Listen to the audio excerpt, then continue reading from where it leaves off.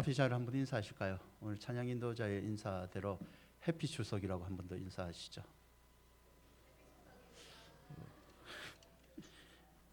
인도자만 제일 크게 하네요.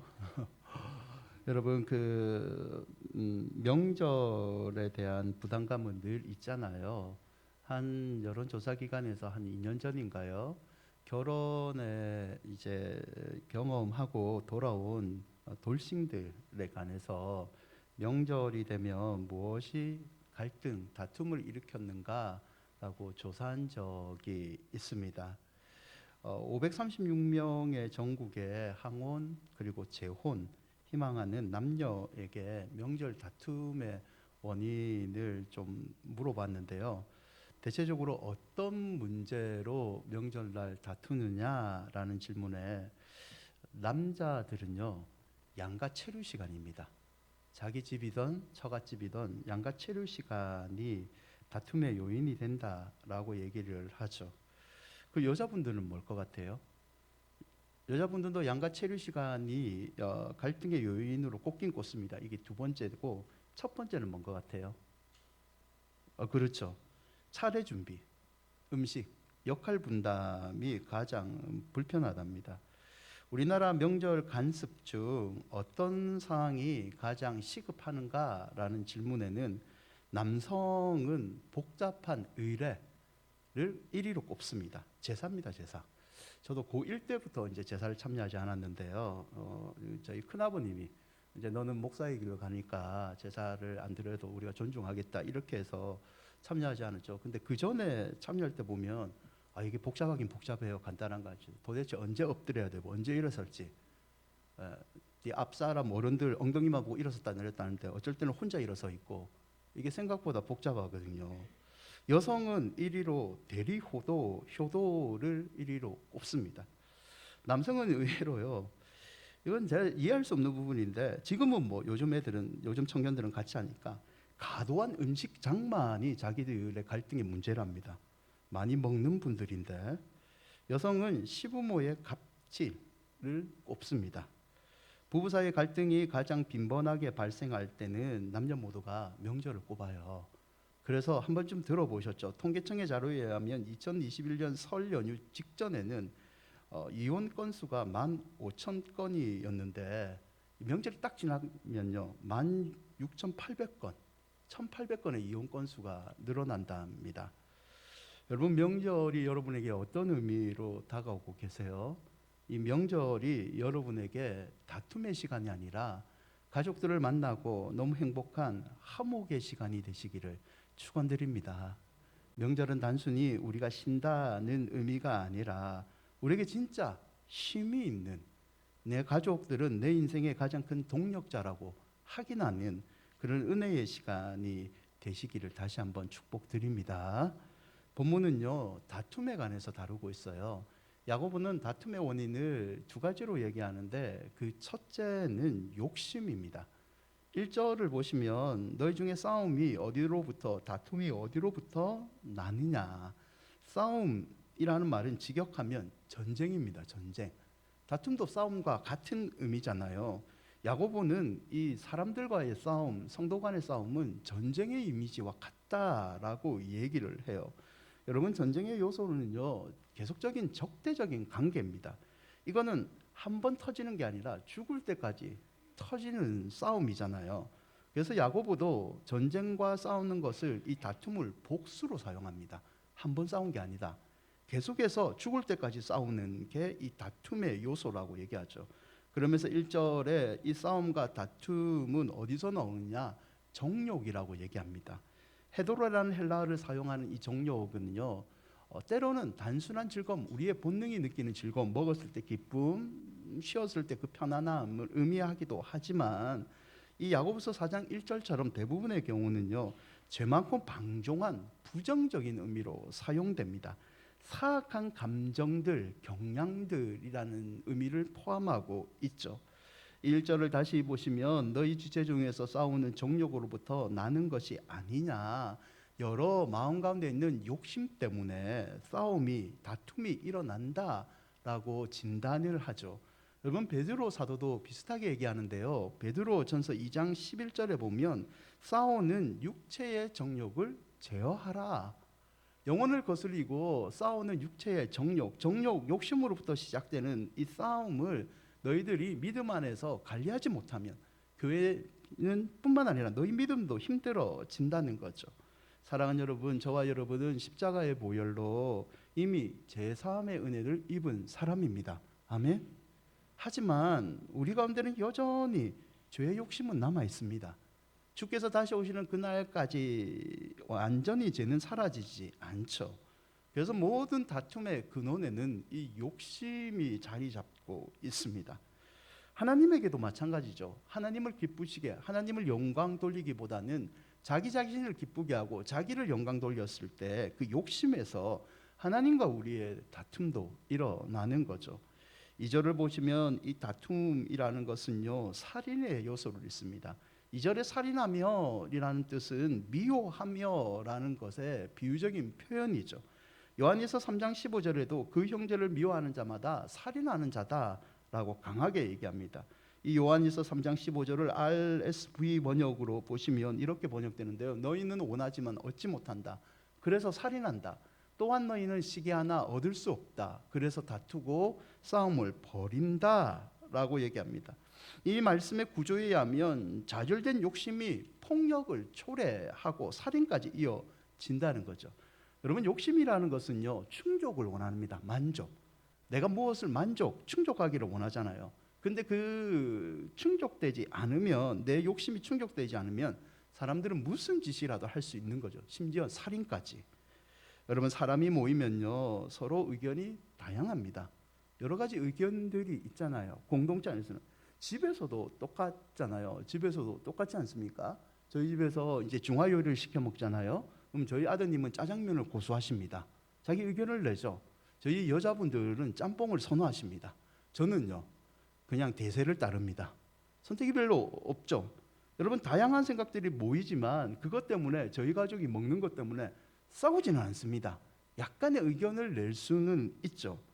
성경은요, 다양한 의견이 제시되면서 서로 의견이 다를 수는 있지만 다투서는 안 된다고 얘기합니다. 형제를 미워하는 것까지 가서는 안 된다고 얘기를 하죠. 야고보서 4장 3절인데요. 함께 읽어볼까요? 고하여도 받지 못함은 정욕으로 쓰려고 잘못 고하기 때문이라. 성경은 이 욕심이란 부분을 결국 다양한 의견을 수용 못하고 다투는 부분을 해결하는 방법으로 야고보는요, 기도를 제시합니다.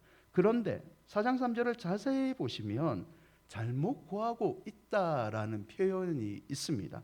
기도를 하는데, 기도를 해야지 욕심과 다툼을 없앨 수 있는데 그 기도를 올바른 동기가 아닌 이기적인 동기로 고하기 있고 때문에 이 다툼을 해결하지 못한다는 거죠.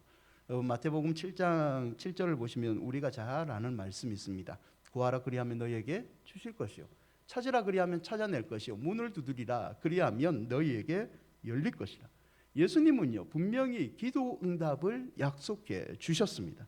하지만 이 예수님의 약속에는요, 구함의 초점과 동기가 정욕이 아니라 하나님의 뜻대로 구했을 때 주고 응답한다는 것이 전제되어 있습니다. 대표적인 게 마태복음 6장 9절과 10절인데요. 너무 잘 아시는 말씀이죠. 함께 읽어볼까요? 그러므로 너희는 이렇게 기도하라. 하늘에 계신 우리 아버지여, 이름이 거룩히 여김을 받으시오며 나라가 임하옵시며 뜻이 하늘에서 이루어진 것 같이 땅에서도 뜻이 하늘에서 이루어진 것 같이 땅에서 이루어지니이다. 하나님의 뜻을 고하는 기도를 할 때 욕심을 이겨낼 수 있고 시기하는 마음도 이겨낼 수 있다는 거죠. 사랑하는 여러분, 여러분의 기도가 하나님의 뜻을 구하는 기도가 되시기를 축원드립니다. 하나님의 뜻을 구하면 우리는 욕심의 문제를 이겨낼 수 있습니다. 두 번째는요, 이 다툼의 요인으로 야고보 사도는요, 세상과 벗된 마음이라고 지적을 합니다. 4장 4절을 보면 간음한 여인들아라는 표현이 있죠. 간음은 뒤에 있는 세상과 벗된 것과 비슷한 말입니다. 하나님보다 세상을 더 사랑하는 사람을 간음이라는 표현을 쓰죠. 구약 성경에 이런 표현들이 종종 나오는데요. 대표적으로 호세아 1장 2절을 보시면 하나님을 떠나 크게 간음한다. 하나님을 버리고 이방신을 섬기는 백성들을 간음한 음란한이라는 표현을 쓰기도 합니다. 야고보는 간음한 여인이나 호칭을 사용할 때 하나님 앞에 신실하지 못하고 하나님보다 세상을 더 좋아하는 그런 성도들의 모습을 간음이라는 단어를 사용하죠. 여러분, 다툼이라는 것은요, 결국 세상과 벗댔을 때 생겨납니다. 하나님은 우리가 하나님만을 사랑하기를 원하시는데 우리는 하나님보다 세상을 더 사랑할 때 이 다툼의 문제가 생기게 되는 거죠. 야고보서 4장 5절을 보시면 하나님이 우리 속에 거하시는 성령이 시기하기까지 사모한다 하신 말씀을 하나님은 어느 정도 사랑하느냐, 때로는 성경에 질투하시는 하나님이라는 표현과 똑같은 겁니다. 시기하기까지 우리를 너무 사랑하는데 너희는 어떻게 하나님보다 세상을 더 사랑하느냐, 말씀보다 세상의 생각이 우선하느냐, 그 하나님보다 더 사랑하는 세상과 벗된 생각 때문에 다툼이라는 게 생기게 된 거다라고 이 얘기를 하는 거죠. 이렇게 두 가지를 야고보가 지적한 다음에요, 다툼을 이제 해결하는 화목으로 가는 방법도 대안으로 제시하는데요, 그 첫째가 바로 순종입니다. 야고보서 4장 6절인데요, 함께 읽어볼까요? 그러나 더욱 큰 은혜를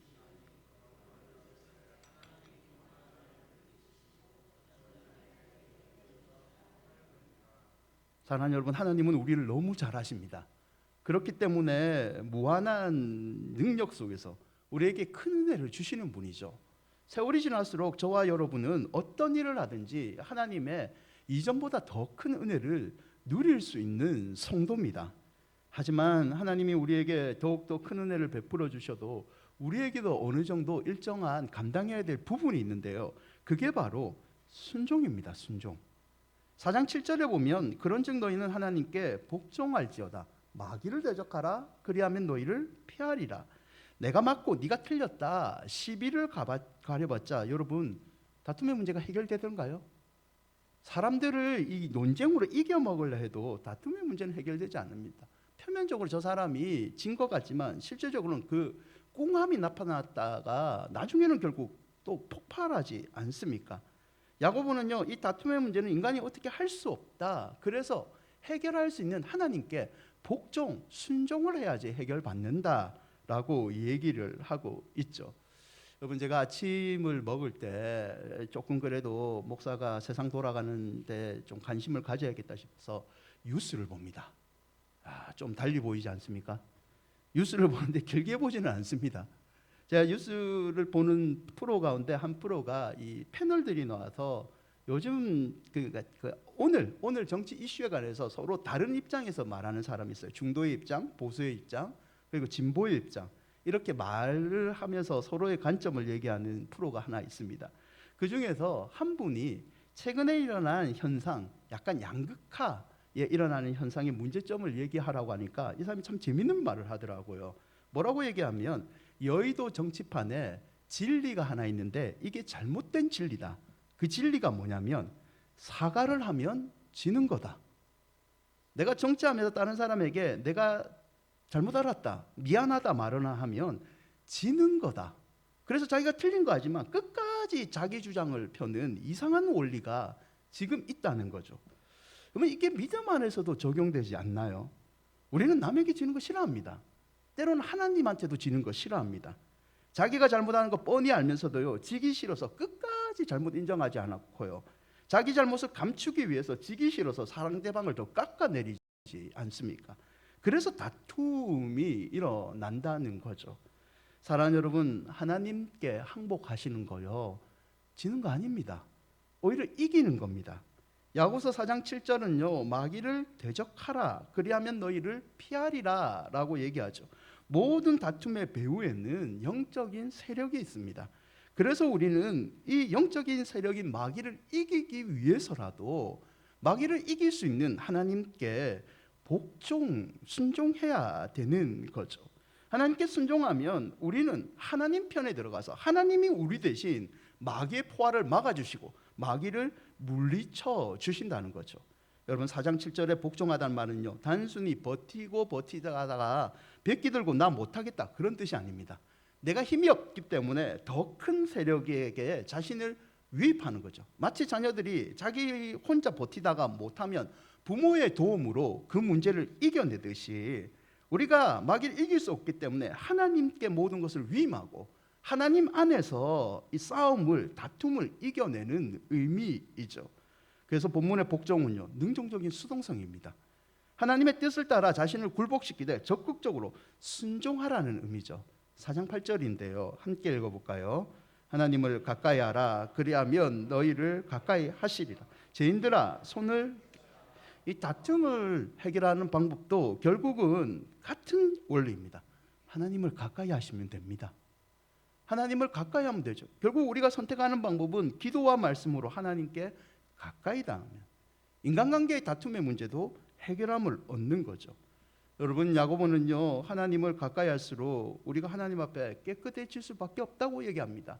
하나님은 거룩하시기 때문에 가까이 했을 때 우리 안에 죄의 문제를 해결해야지 만날 수 있기 때문이죠. 8절에 보면 두 마음을 품은 자들아 마음을 성결케 하라. 반쪽만 하나님을 가까이 한 사람은요, 하나님께 온전한 은혜를 누릴 수는 없습니다. 온전한 마음, 회개, 이게 하나님과의 동행의 조건이죠. 회개를 하려면 결국 다툼을 일으켰던 내 마음을 제거하고 하나님 앞에 나아가야 된다는 거죠. 사랑하는 여러분, 하나님을 가까이 하여 하나님의 성품을 닮아가는 여러분이 되시기를 바랍니다. 하나님께서는 우리를 위해서 무조건적인 은혜를 베풀어 주신 분입니다. 참고 참아 자기 아들을 내어주심까지 끝까지 우리를 사랑하신 그분의 성품을 우리가 가까이 하여 담는다면 결국 우리 안에 다툼도 자연스럽게 이겨낼 줄 믿습니다. 두 번째, 야고보는요, 이 대안으로 겸손을 제시합니다.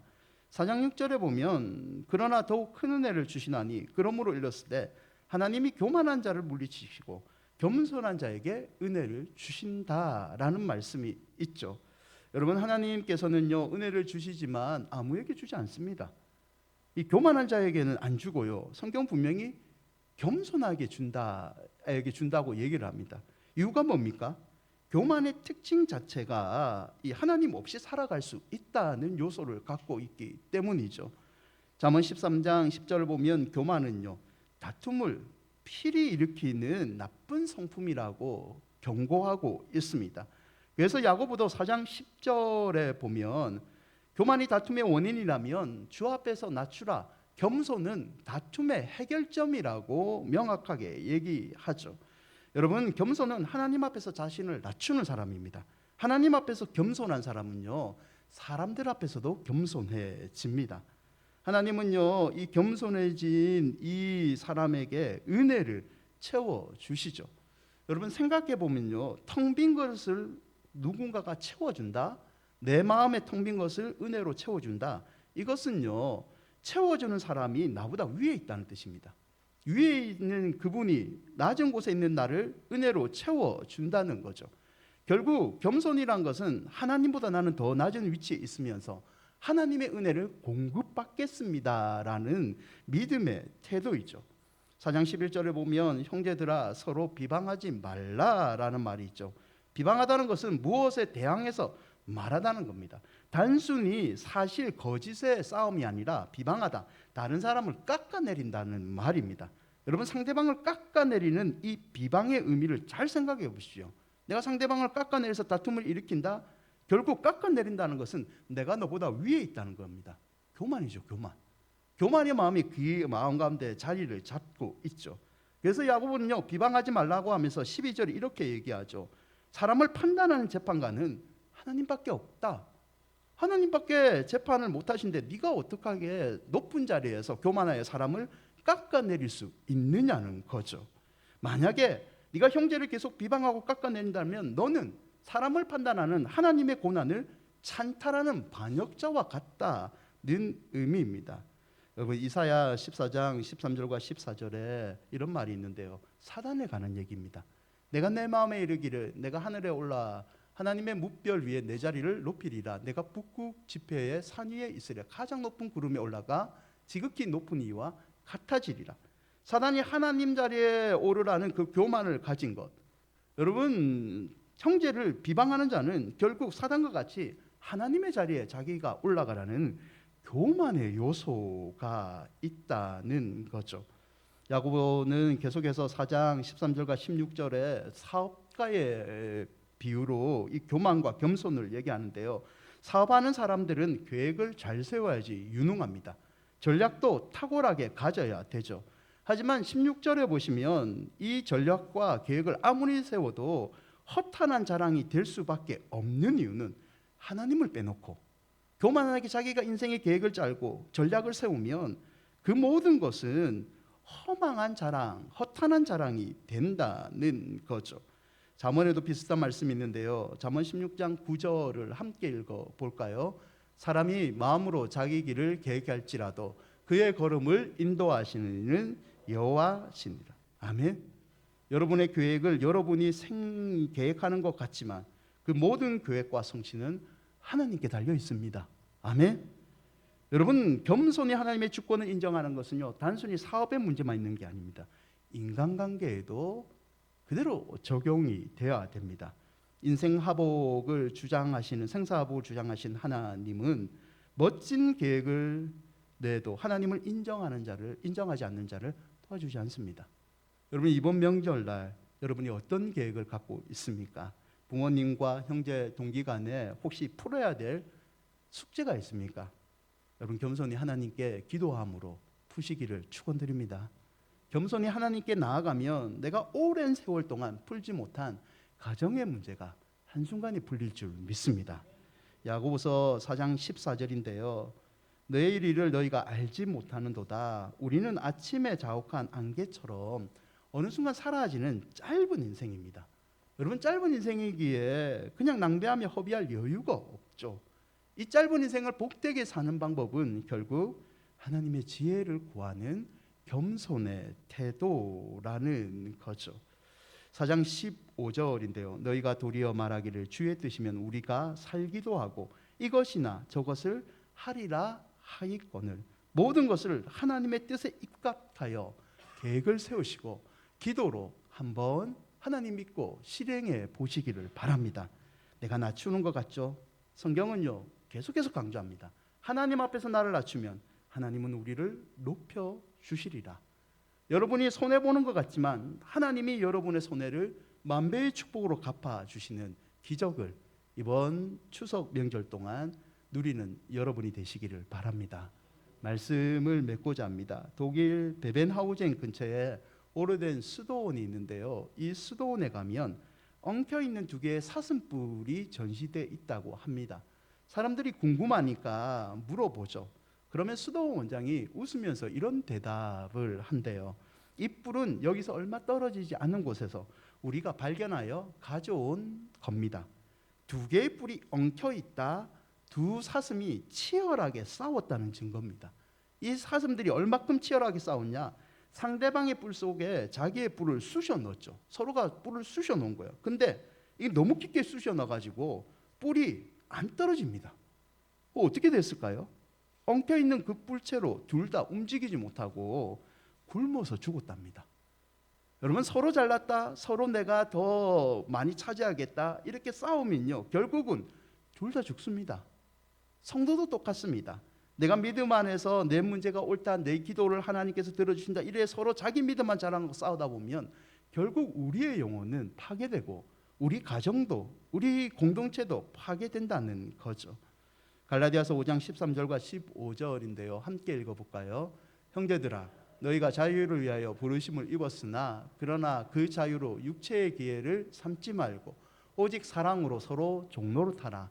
온 율법은 내 이웃 사랑하기를 내 자신같이 하라 하신 한 말씀에서 이루어졌나니 만일 서로 물고 먹으면 피차 멸망할까 조심하라. 우리 큰은혜 성도들이 사랑의 종이 되시기를 바랍니다. 사랑의 종이 되셔서 하나님께서 나를 높여주신다는 은혜를 여러분 이번 명절에 많이 체험하시기를 바랍니다.